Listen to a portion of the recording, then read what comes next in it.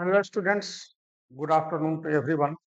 आज हम लोग इलेक्ट्रोस्टैटिक्स में electric field and electric potential से रिलेटेड कुछ कंसेप्चुअल प्रॉब्लम को देखते हैं। आप वीडियो को शुरू से लेकर के अंत तक अवश्य देखें, उसमें आपको नई नई कंसेप्ट मिलेंगे।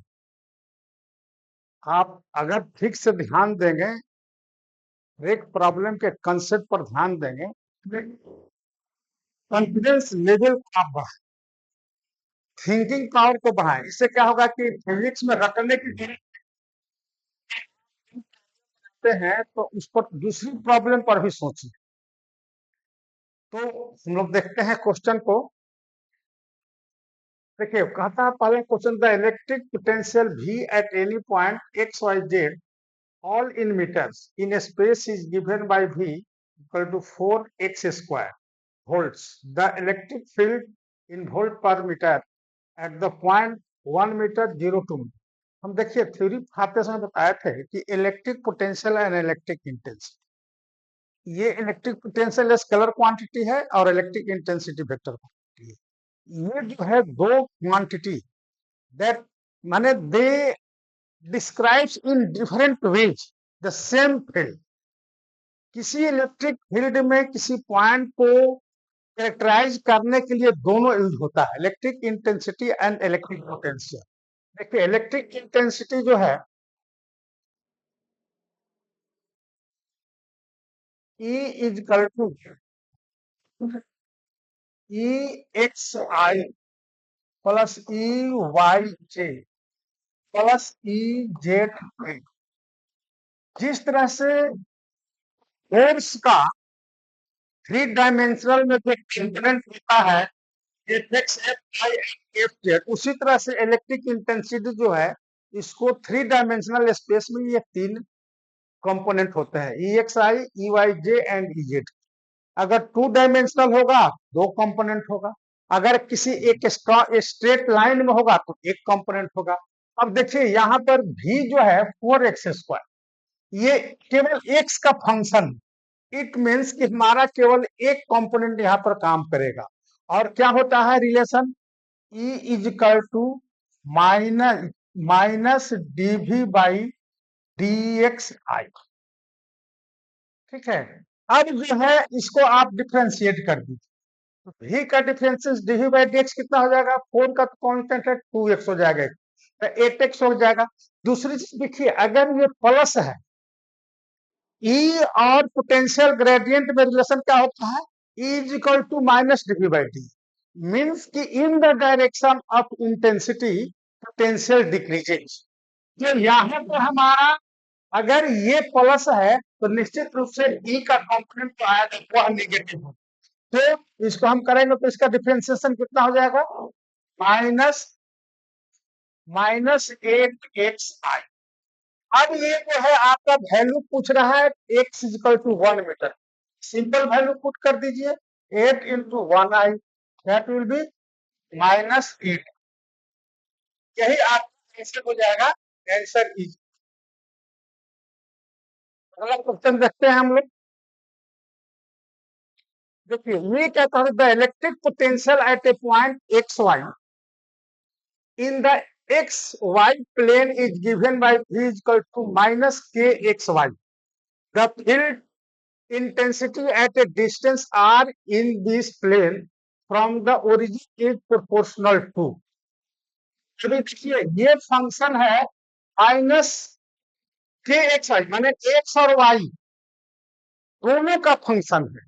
तो हम लोग क्या लिखेंगे, E is equal to minus dv by dx i, और इसको माइनस कॉमन लेंगे और plus dv by dy।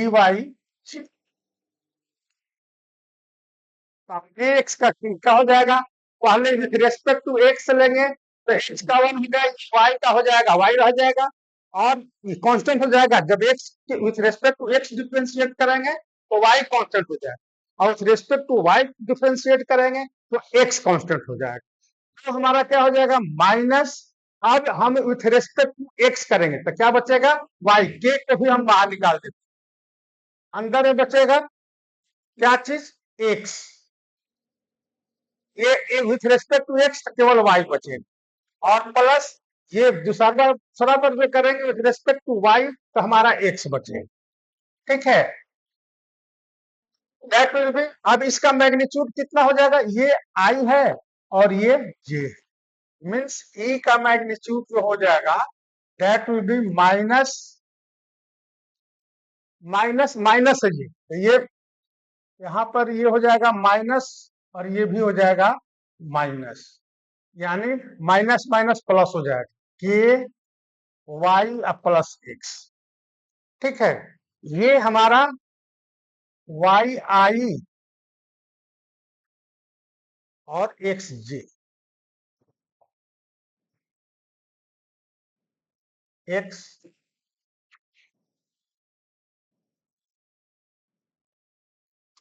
X जे, तो ये हमारा मैग्नीट्यूड कितना हो जाएगा,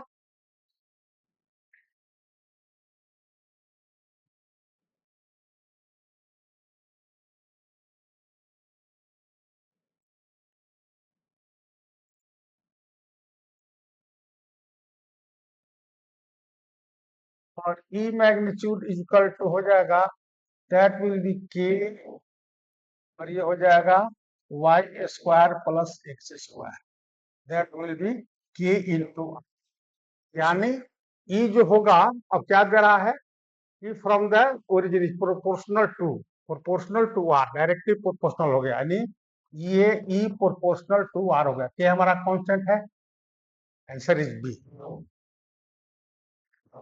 नेक्स्ट क्वेश्चन,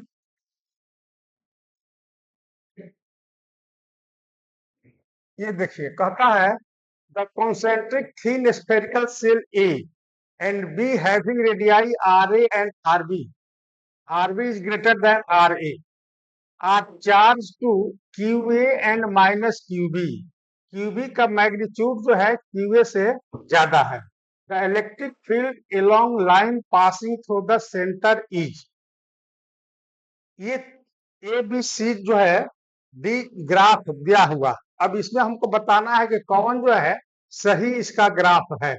तो देखिए क्या कहता है, कॉन्सेंट्रिक थीन स्फेरिकल सेल्स है, एक सेल,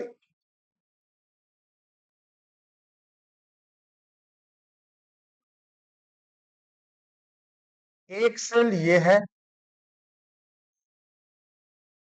इसका रेडियस आर ए है, और एक सेल जो है ये है, इसका रेडियस आर बी है, ये आर बी, और आर बी ग्रेटर देन, इस पर चार्ज क्यूए है, इस पर चार्ज क्यूए है, और इस पर चार्ज भी है माइनस क्यू, दिया हुआ है QB, QB greater than QA. ठीक है, अब देखिए ये माइनस है और ये प्लस है, तो इसके कारण फील्ड की डायरेक्शन क्या हो जाएगी, इसके कारण फील्ड देखिए इन साइड में, ये हमारा कॉन्सेंट्रिक थीन स्फेरिकल सेल जो है, इसके इसके इन साइड में हमारा फील्ड क्या हो जाएगा, जीरो हो जाएगा, इन साइड में हमारा फील्ड जीरो हो जाएगा, तो यहाँ पर इसके अंदर ई, इसमें आर ए क्या, अब यहाँ पर जो चार्ज है प्लस क्यू, इसके कारण फील्ड का डायरेक्शन हमारा इनवर्स होगा, इसके कारण फील्ड का डायरेक्शन आउटवर्ड्स होगा। ठीक है, और क्यूबी के कारण फील्ड का डायरेक्शन क्या होगा, इनवर्स होगा,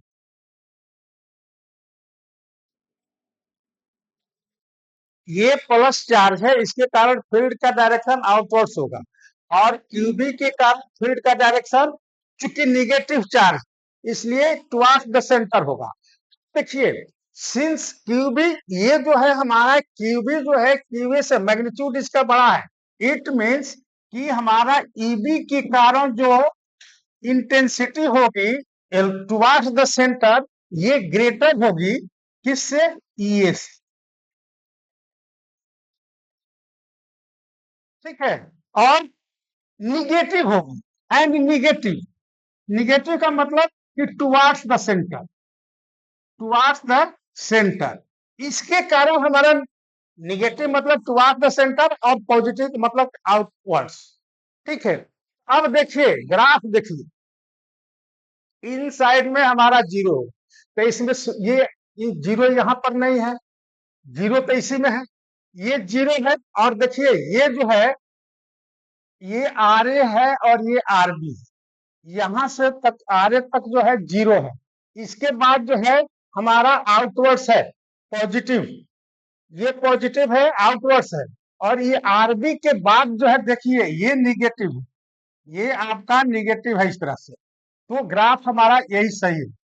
क्लियर है, देखिए क्यूबी जो है इसकी मैग्नीट्यूड क्यूए से ज्यादा है, इट मीन्स कि इनवर्स जो इंटेंसिटी है आउटवर्ड से ज्यादा है, यानी क्यू ए के कारण जो इंटेंसिटी हो रही है ई ए, इसकी वैल्यू जो है क्यूबी के कारण जो इंटेंसिटी जो हो रही है towards the centre that is greater but negative, तो इसलिए हमारा इसके कारण आर के इनवर्स में प्रोपोर्शनल गया और इसके कारण जो है निगेटिव में गया, इसलिए that is the answer, answer is ए।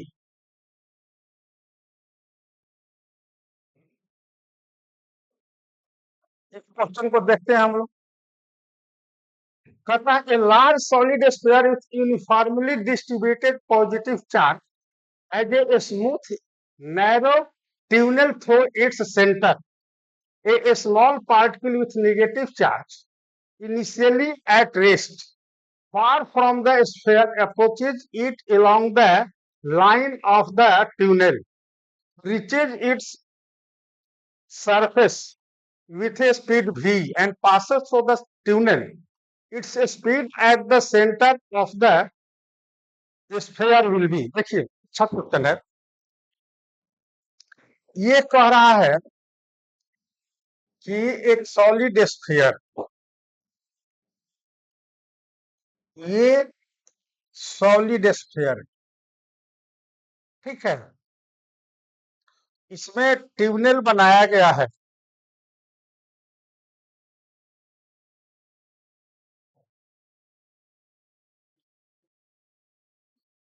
ये ट्यूबनेल है,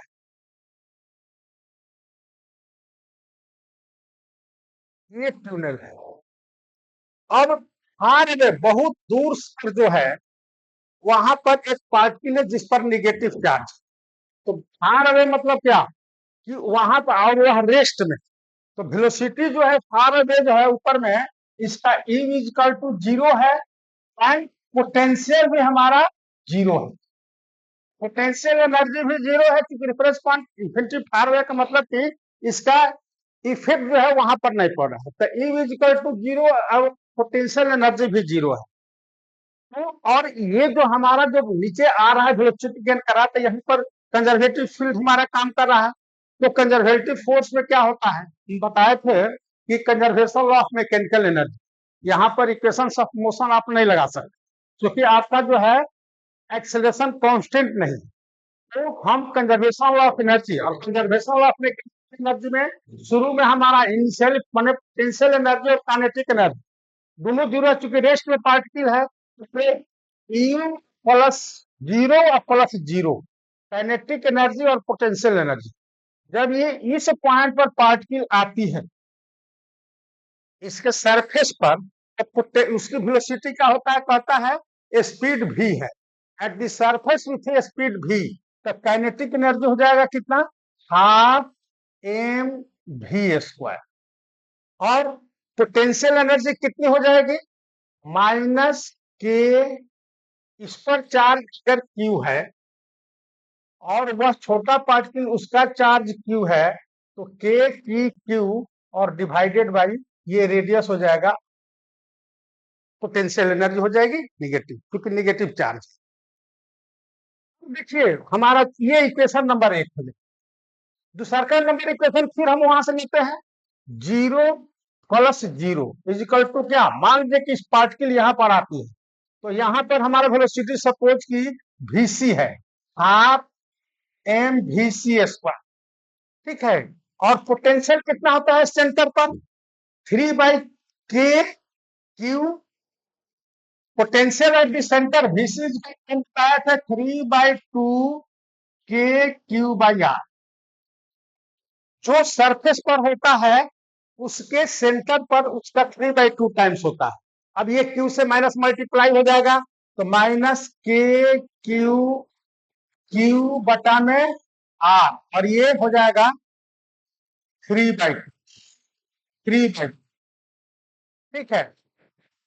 इस दोनों इक्वेशन को हम लोग इक्वेट कर दें इसमें इस इक्वेशन में माने ये इक्वेशन नंबर 1 और ये इक्वेशन नंबर फ्रॉम 1 कितना हो जाएगा from 1 equation number 1 half mv² is equal to KQ/R and equation from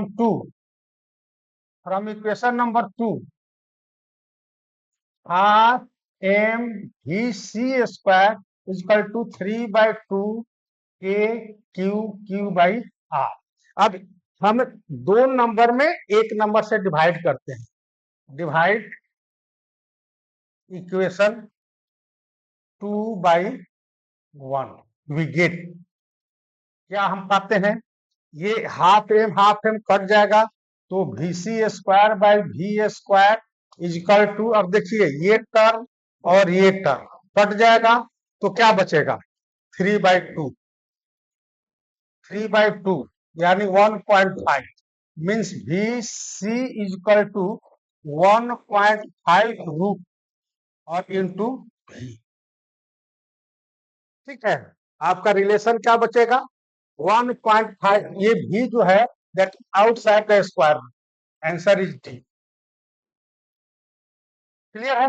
देखिए हमारा चूंकि रेस्ट में पार्टिकल है और उस पर निगेटिव चार्ज तो वह kinetic energy zero potential energy zero यहां पर आता है तो वेलोसिटी भी गेन कर लेता है तो kinetic energy half mv² potential energy -KQ/R ये पोटेंशियल है Q से मल्टीप्लाई कर पोटेंशियल एनर्जी हो गई।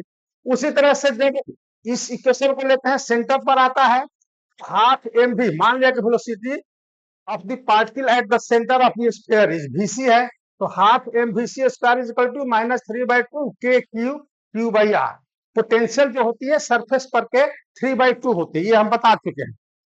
तो अब इक्वेशन नंबर 1 से जो है इस हाफ की साइड में जीरो है half mv² is equal to इतना और हाफ mvc² इक्वल टू इतना डिवाइड कर दिए 2 में 1 से ये हमको result. Next question all charges on a conductor must reside only on its outer surface. This statement is true for conductors which do not have any sharp point or corners.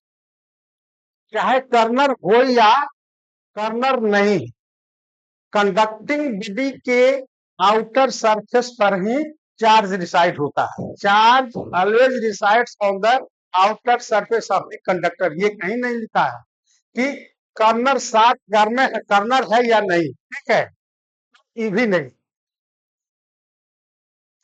Spherical माने for spherical conductors only both solid and hollow चाहे conductors जो है solid हो या hollow हो ठीक है charge उसके सरफेस पर होगा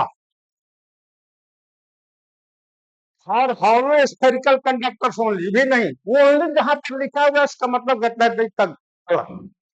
इन ऑल केसेस कंडक्टर्स जो है हॉलो हो सॉलिड हो शार्प कॉर्नर्स हो माने अगर इस तरह से भी अगर कंडक्टर है तो यहां भी हमारा आउटर सरफेस पर ही रहेगा बट ये जो है ये भले जो इसका डिस्ट्रीब्यूशन ऑफ चार्जेस जो है surface density of charge that will be proportional to 1/r ये रेडियस का इनवर्सली प्रोपोर्शनल रहता है आउटर सरफेस पर ठीक है। यहां पर चूंकि इंटेंसिटी क्या होती है कंडक्टिंग बॉडी के सरफेस पर सिग्मा बटा एप्सिलॉन नॉट होती तो ये पॉइंट पर यहां पर जो है ना सिग्मा बटा epsilon not very high intensity यहाँ पर जो है इतना इंटेंसिटी हो जाता है कर्नर पर, अगर इस तरह से पॉइंटेड अगर सरफेस हो तो इंटेंसिटी इतनी हाइट हो जाती है कि ये डाई इलेक्ट्रिक स्ट्रेंथ जो इसका ब्रेक कर जाता है, यानी आयोनाइज हो जाता है, स्पार्क करने लगता है, जिसका जो कि केस लाइटनिंग में आता है। ठीक है, charge always resides on the outer surface of the conductors, किसी भी शेप का। ठीक है, डिस्ट्रीब्यूशन ऑफ चार्जेस जो है, सिंस पोटेंशियल क्या होगा, भी क्या, क्यू बटा में 4 पाई एप्सिलॉन नॉट आर, और ये क्यू इक्वल टू क्या हो जाएगा, surface density of charge sigma into 4 pi r square divided by 4 pi epsilon naught r. अब देखिए एक 4 पाई आर जो है, 4 पाई आर कर, ये केवल आर बचेगा, तो सिग्मा आर ऊपर क्या हो जाएगा, sigma r, that will be constant, ये हमारा कांस्टेंट है, यानी sigma proportional to 1/r। Clear है, तो ये जो है हमारा डिस्ट्रीब्यूशन ऑफ चार्ज वेरी करता है, but charge always resides on the outer surface of the conductor. One charge Q is placed inside a hollow spherical conductor of radius r at a distance r greater than from its center C. The field at C due to the induced charge on the conductor is, देखिए ये कहता है कि एक hollow spherical conductor है, एक एक hollow spherical conductor है। ठीक है, और ऑफ रेडियस आर, इसका रेडियस आर है, इसका रेडियस आर है, एट ए डिस्टेंस आर, ये हमारा इस डिस्टेंस पर, ये आर डिस्टेंस पर कोई पॉइंट पी है जहां पर चार्ज रखा हुआ है क्यू, एक चार्ज ये क्यू रखा हुआ, ये चार्ज क्यू है। तो कहता है कि द फील्ड एट सी, यानी सेंटर पर जो है, सेंटर पर due to that induced charge on the conductor is, देखिए ये क्यू के कारण क्या हो जाएगा, चार्जेज इंड्यूस्ड हो जाएगा, इस तरह से यहां पर नेगेटिव चार्ज आ जाएगा और इधर पॉजिटिव चार्ज आ जाएगा।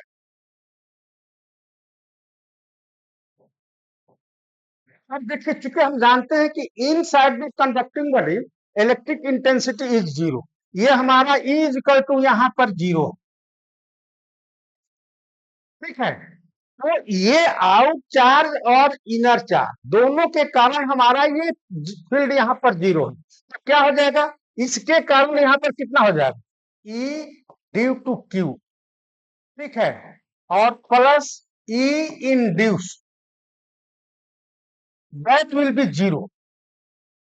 इट मीन्स कि इंड्यूस्ड कार चार्ज के कारण, इंड्यूस्ड चार्ज के कारण that will be minus E Q, और ये हमारा जो मैग्नीट्यूड दोनों के बराबर होगा, E I induced that will be equal to E Q. अब ई क्यू के कारण जो होगा इस पॉइंट पर कितना हो जाएगा, E Q is equal to due to, इस क्यू का आर डिस्टेंस है, तो के क्यू बटा में आर स्क्वायर, इधर टुवार्ड्स लेफ्ट, इस डायरेक्शन में, इसके कारण जो होगा इस डायरेक्शन में होगा, टुवार्ड्स लेफ्ट, टुवार्ड्स लेफ्ट। तो इंड्यूस्ड चार्ज के कारण किधर हो जाएगा, टुवार्ड्स राइट, यानी towards the Q. E induced जो होगा that will be K Q by r square, magnitude same होगा, और ये हो जाएगा टुवार्ड्स, टुवार्ड्स क्यू, चार्ज के कारण इस डायरेक्शन में हो जाए। ठीक है, आंसर देखिए क्या दिया हुआ है, पहला जीरो, जीरो तो ओवरऑल जो है चार्ज हमारा यहाँ पर इंटेंसिटी जीरो हो, किसी भी स्थिति में कंडक्टिंग बॉडी के इन साइड में हमारा इंटेंसिटी जीरो होती है, ठीक है। K Q are minus are, ये भी नहीं होगा, K Q r square directed towards Q, that is the correct answer, that is the correct answer, ठीक है। K Q by r square towards Q, इसके कारण, इस क्यू के कारण इस पर फील्ड लेफ्ट साइड में होगा और इसके कारण राइट साइड में, means towards Q. Next question देखते हैं क्या कहते हैं। A positive point charge which is free to move is placed inside a hollow conducting sphere with negative charge. Away from its center, it will, कहता है, a positive point charge which is free to move is placed inside a hollow conducting sphere with negative charge. देखिए ये कहता है question, ये hollow conducting sphere है, इस पर नेगेटिव चार्ज, इस पर नेगेटिव, ठीक है। तो अब कहता है कि एक पॉजिटिव चार्ज जो है free to move is placed inside a hollow conducting sphere. अब इनसाइड में कोई पॉजिटिव चार्ज क्यों रखा हुआ, ठीक है, और सरफेस पर निगेटिव चार्ज है, तो कहना है कि away from it centre, centre से ये प्लस क्यू जो है ये दूर है। कह रहा है क्या कि क्या होगा अवे फ्रॉम इट सेंटर, तो ऑप्शन दिया क्या हो, कहता है move towards the centre, move towards the centre. अब देखिए जहां पर आपको कंडक्टिंग बॉडी का केस मिले, आप ये समझ लीजिए कि इन साइड में इंटेंसिटी जीरो होती है, ठीक है। जब इंटेंसिटी जीरो होगी, जहां फील्ड होगा ही नहीं, फोर्स क्या होता है, Q into E. When E is equal to zero, F is equal to क्या होता है, क्यू इंटू ई, और ये जीरो है तो एफ क्या हो जाएगा, जीरो हो जाएगा। जब इस चार्ज पर फोर्स ही नहीं लगेगा तो इट मीन्स क्या, this charge remains in stationary, stationary अवस्था में ये रहेगी, मूव नहीं करेगी, ठीक है। तो जहां पर रखेंगे वहीं पर ये चार्ज रहेगी, क्योंकि ये इन साइड में इसका फील्ड नहीं है, तो फील्ड नहीं है तो फोर्स नहीं लगेगा, force this charge does not experience any force keeping in inside, so remain stationary. Answer is C. Next question. A spherical conductor A of radius R is placed concentrically inside a conducting shell B of radius R. A charge Q is given to A and then A is joined by a metal wire. The charge flowing from A to B will be कितना होगा, कहता है क्या, spherical conductor A, ये spherical conductor है, spherical conductor A, radius are, इसका radius are है, is placed concentrically inside a conducting shell B, ये हमारा कंडक्टिंग सेल है, ऑफ रेडियस आर, इसका रेडियस आर है और इस आर से बड़ा है, आर इज ग्रेटर देन, ठीक है। तब कहता है charge Q is given to A, A पर जो है ये ए है और ये बी, ए पर चार्ज दिया गया है क्यू, क्यू दिया गया है, and then joint by a metal wire, इसको ज्वाइंट कर wires, the charge flowing from A to B will be, तब ये चार्ज कितना charge, Q into r, r by r plus r, Q r by r plus r, C Q और D में zero.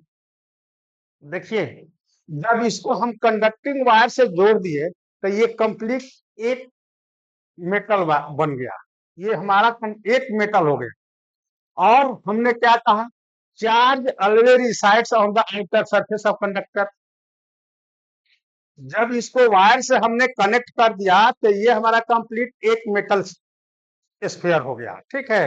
When we connect the both both cells surfaces, both surfaces by conducting wire, they become a single body, single conducting body,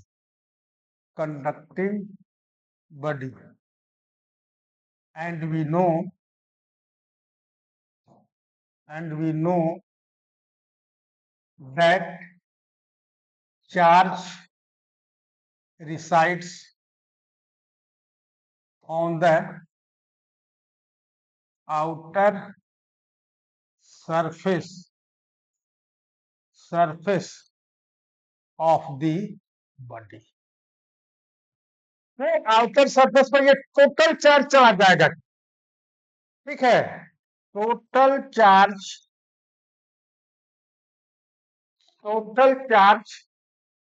flows from A to B, ठीक है।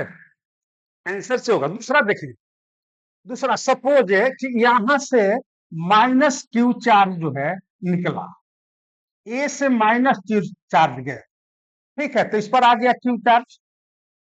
दूसरा part method 2 देख लीजिए। मान लिया कि टोटल चार्ज नहीं, मान लिया कि क्यू चार्ज इसमें से निकल गया, क्यू चार्ज, इस पर क्या बचा, क्यू माइनस क्यू, और इस पर आ गया क्यू। अब potential due to Q minus, माने टोटल ये चार्ज के कारण पोटेंशियल ए पर कितना होगा, पोटेंशियल बी पर कितना, ठीक है। Now let Q charge moves from A to B, तो ए पर कितना चार्ज बचा, पोटेंशियल एट ए,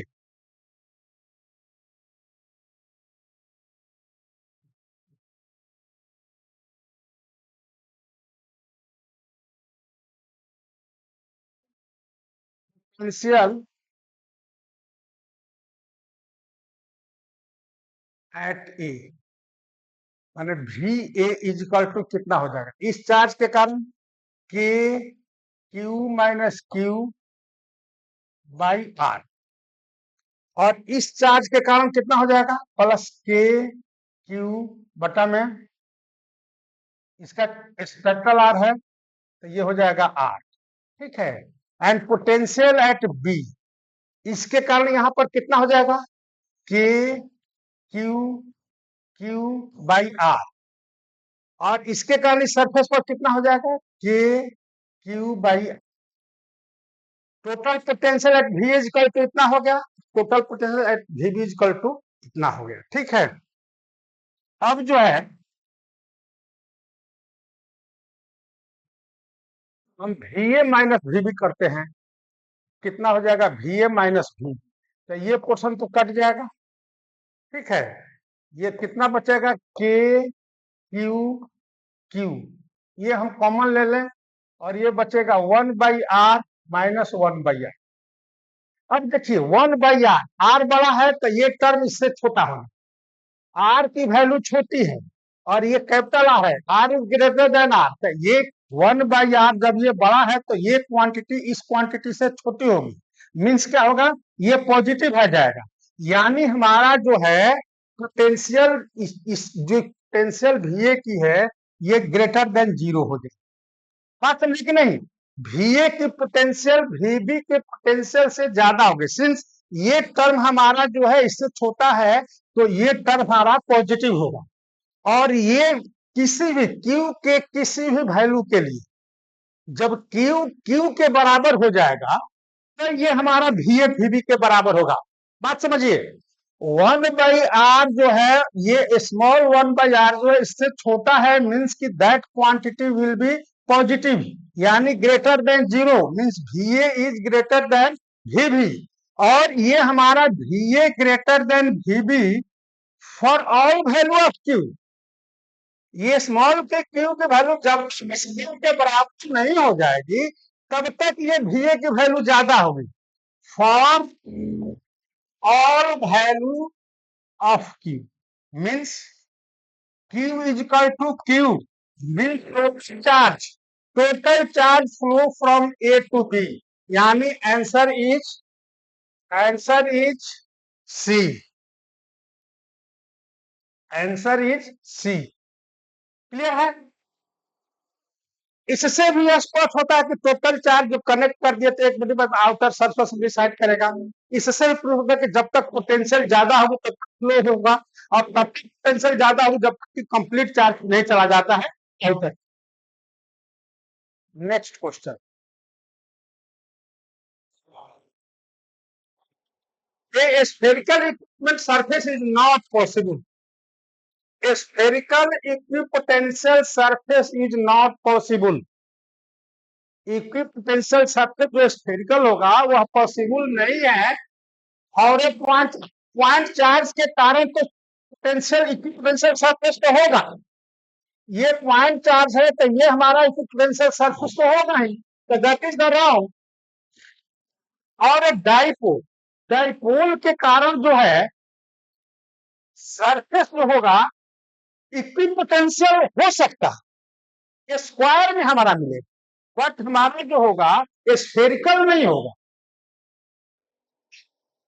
ये हमारा देखिए, अगर ये माइनस क्यू और ये प्लस क्यू है तो इसके इस लाइन पर जो होगा पैरेलल लाइन जो होगा परपेंडिकुलर लाइन, ये हमारा डाइपोल का जो एक्सिस होगा इसके परपेंडिकुलर प्लेन पर पोटेंशियल जीरो होगा, तो जीरो का equivalent that is the square, but spherical हमारा नहीं होगा। तो answer is this, surface is not possible due to for a dipole inside uniformly charged sphere, charge sphere को तो मिल ही जाए, ठीक है। Inside spherical capacitor, spherical capacitor पर भी हमको मिल जाए, ठीक है। Spherical equipotential surface inside uniformly charge sphere, charge sphere भी जो होगा तो उसके भी हमारा आउटर में जो है सभी मिल जाएंगे स्फेरिकल इक्विपोटेंशियल सरफेस स्फेरिकल, तीन केस में मिल जाएगा। पॉइंट चार्ज के कारण, इसके कारण, इसके कारण नहीं मिलेगा, इसलिए ये रॉन्ग है, ये भी रॉन्ग है, और ये सही है। इसके कारण हमारा स्फेरिकल इक्विपोटेंशियल सरफेस नहीं मिलेगा, ठीक है। स्क्वायर सरफेस मिल सकता है, ठीक है, इसलिए आंसर इज बी।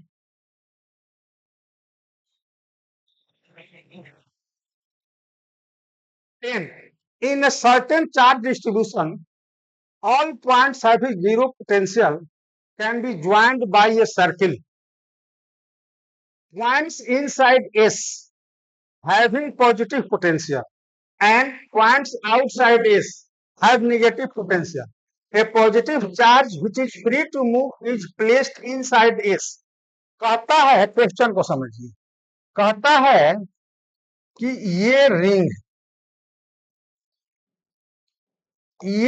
है एस, इसके इन साइड में पॉजिटिव चार्ज है,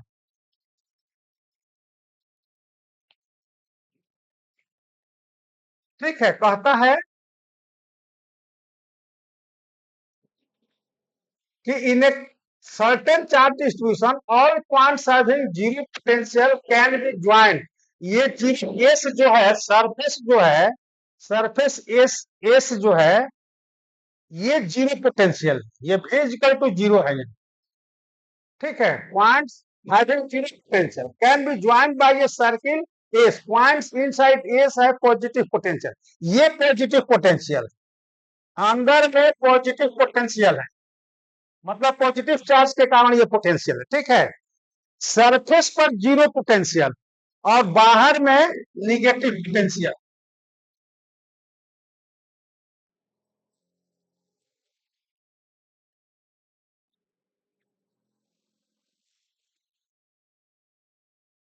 अब कहता है क्या कि इनसाइड में पॉजिटिव पोटेंशियल,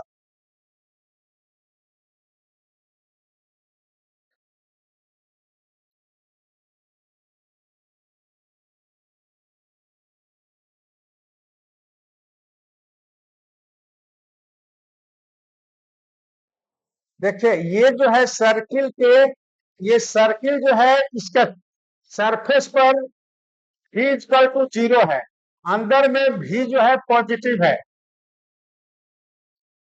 V पॉजिटिव है और बाहर V negative.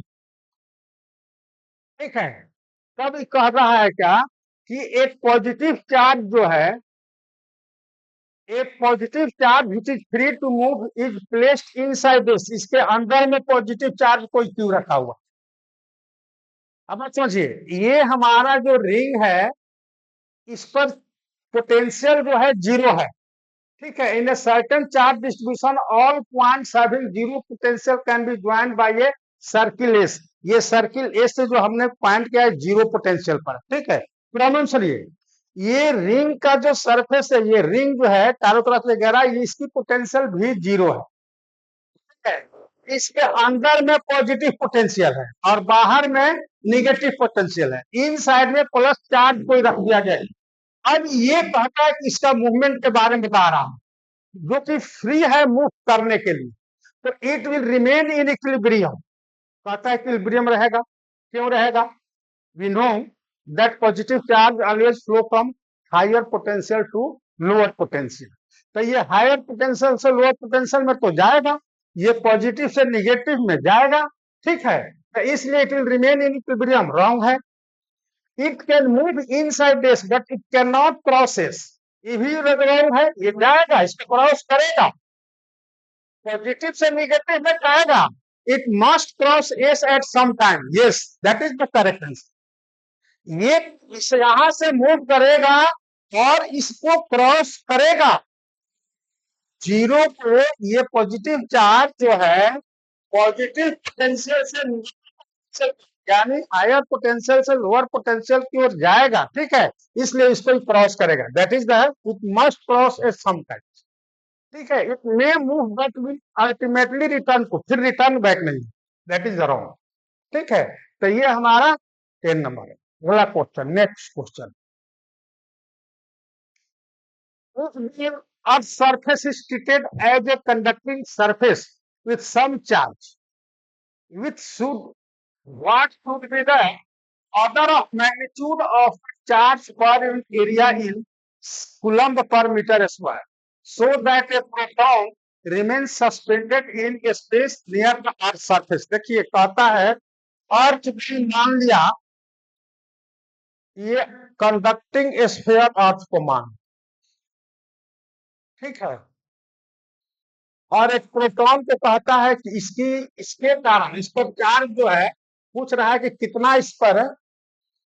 If earth surface is treated as a conducting surface with some charge, इस पर some charge है, what should be the order of magnitude of the charge per unit area, यानी sigma हमसे पूछ रहा है, what is the value of sigma, charge per unit area क्या हो, सरफेस डेंसिटी ऑफ चार्ज का। सपोज की surface density of charge sigma. ठीक है, तो हमारा इंटेंसिटी इस पॉइंट उस साइड में कितना होगा, intensity E is equal to हो जाएगा सिग्मा बटा में एप्सिलॉन। कंडक्टिंग बॉडी का हम बताए थे कंडक्टिंग सरफेस के कि sigma charge per unit area divided by epsilon, तो यहाँ पर इंटेंसिटी होगी। ठीक है, और प्रोटॉन अब कह रहा है कि एक प्रोटॉन यहाँ पर जो है रख दिया, तो प्रोटॉन इस सरफेस के नजदीक में, ये प्रोटॉन रिमेन सस्पेंडेड, ये स्थिर रहे यहाँ पर लटका रहे। ठीक है, इन स्पेस, तो बताना है कि सिग्मा की वैल्यू क्या है। तो इस पर ये जो प्रोटॉन है, सपोज ये प्रोटॉन पी है, माने पी प्रोटॉन, इस पर वेट लगेगा किधर, नीचे, नीचे कौन फोर्स लगेगा, एम जी।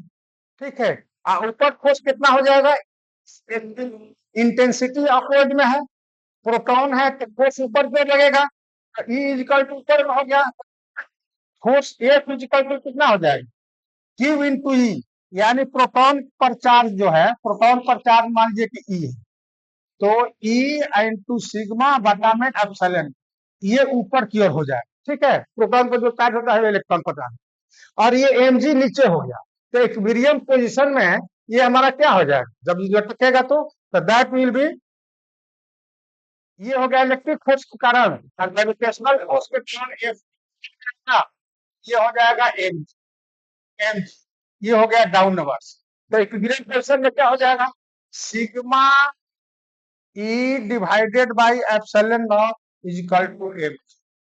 ठीक है, तो हमको पूछ रहा है सिग्मा की value, sigma is equal to कितना हो जाएगा, एम जी और डिवाइडेड बाई ये epsilon naught divided by E, value put कर दो निकल जाएगा। सिग्मा इज इक्वल टू हो जाएगा कितना, एम, प्रोटॉन का मास कितना होता है 1.673 इंटू 10 टू द पावर -27, जी का वैल्यू 10, ई का वैल्यू 8.85 10 टू द पावर -12, और चार्ज प्रोटॉन पर कितना 1.6 इंटू 10 टू द पावर -19। ये हमारा कट जाएगा, कितना हो जाएगा ऊपर में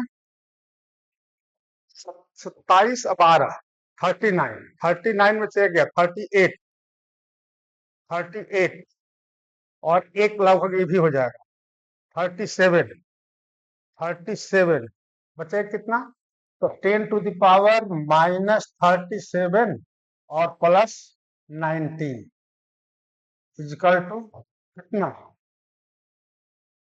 18, 10 टू द पावर 18 रेंज में हो जाएगा लगभग to the power -18। Answer is A, answer is ए।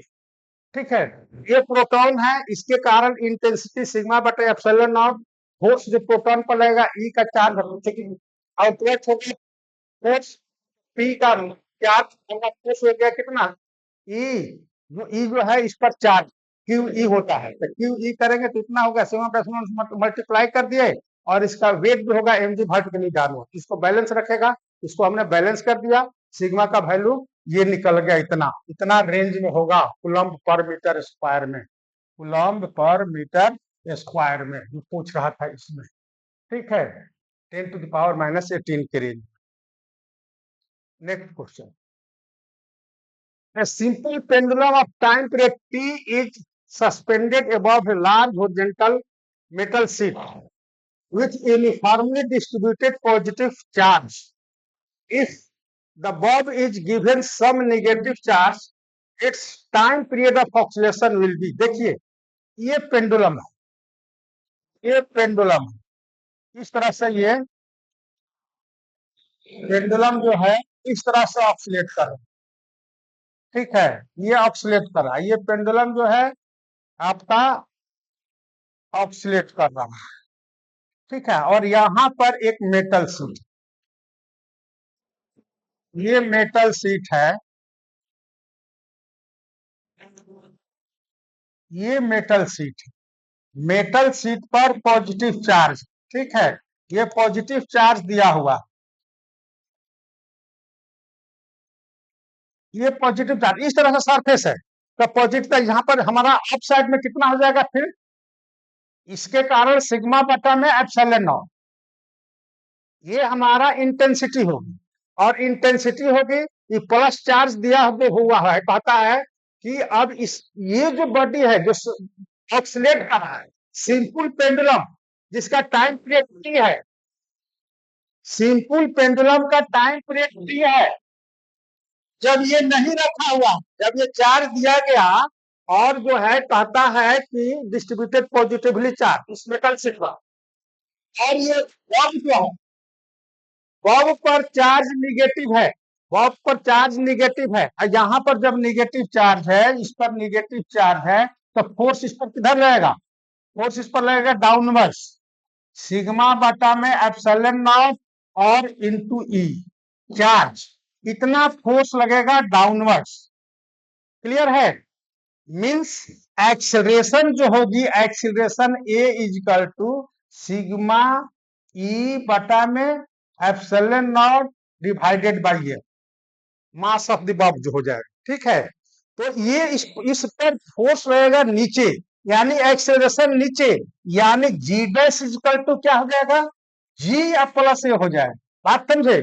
और टाइम पीरियड कितना होता है, टाइम पीरियड होता है T equal to 2 pi root L by G, तो जी का इनवर्सली प्रोपोर्शनल है स्क्वायर रूट का, और जी का वैल्यू बढ़ जाएगा तो जी का वैल्यू क्या आ जाएगा, घट जाएगा। टी लेस देन टी यानी टी डैश जो होगा लेस देन टी हो जाएगा। जो इसके अगर ये नहीं रहे उस समय इसका जो टाइम पीरियड होगा इसके पॉजिटिव चार्ज को यहाँ रख देने से इस पर फोर्स जो होगी नीचे की ओर रहेगी यानी एक्सेलरेशन बढ़ जाएगी। तो हमारा इस टी डैश जो नया बनेगा इस टाइम पीरियड से कम हो जाएगा यानी answer is B. Next question, ये कहता है spring block system undergoes vertical oscillations above a large horizontal metal sheet with uniform positive charge. The time period of the oscillating is t. If the block is given a charge q, its time period of oscillation will be। देखिए ये spring है, ये spring है, ठीक है, spring pendulum है। 11th class में आप लोग पेंडुलम के विषय में डिटेल्स में पढ़ा होगा। स्प्रिंग पेंडुलम का क्या होता है टाइम पीरियड, सिंपल पेंडुलम का क्या होता है, कंपाउंड पेंडुलम का क्या होता है, अगर पार्टिकल किसी लिक्विड में ऑक्सीलेट करे तो उसका टाइम पीरियड क्या होता है, ये सारी चीज 11th क्लास में आप लोग पढ़े हैं। तो ये स्प्रिंग जो है हमारा, ये स्प्रिंग इस पर जो बॉडी है ये ऑक्सीलेट जो करती है इसका टाइम पीरियड होता है t equal to 2 pi root M by K. M by K, M mass of the block है और के जो है ये आपका फोर्स कांस्टेंट है, स्प्रिंग कांस्टेंट। तो ये कहीं जी डिपेंड नहीं करता है, इंडिपेंडेंट ऑफ जी है, इंडिपेंडेंट इंडिपेंडेंट ऑफ जी। सो इस पर कोई असर नहीं दिखा एक्सेलरेशन का, इसलिए रिमेन्स टी। ठीक है, स्प्रिंग पेंडुलम को कहीं ले जाएंगे जी पर असर नहीं पड़ेगा, उसका टाइम पीरियड कांस्टेंट होगा। Next question, a large flat metal surface has a uniform charge density sigma. An electron of mass m and charge e leaves the surface at point A with a speed u and returns to it at point B. Disregard gravity, the maximum value of AB। देखिए projectile से related motion है लेकिन आपको charge में ये जोड़ आता है क्या, a large flat metal surface है, मेटल सरफेस ये है, ये मेटल सरफेस है, ठीक है, और यूनिफॉर्म चार्ज डेंसिटी सिग्मा, इसका सरफेस डेंसिटी ऑफ चार्ज जो है सिग्मा है, ठीक है, charge per unit area. An electron of mass m and charge e lift the surface at point A point से ये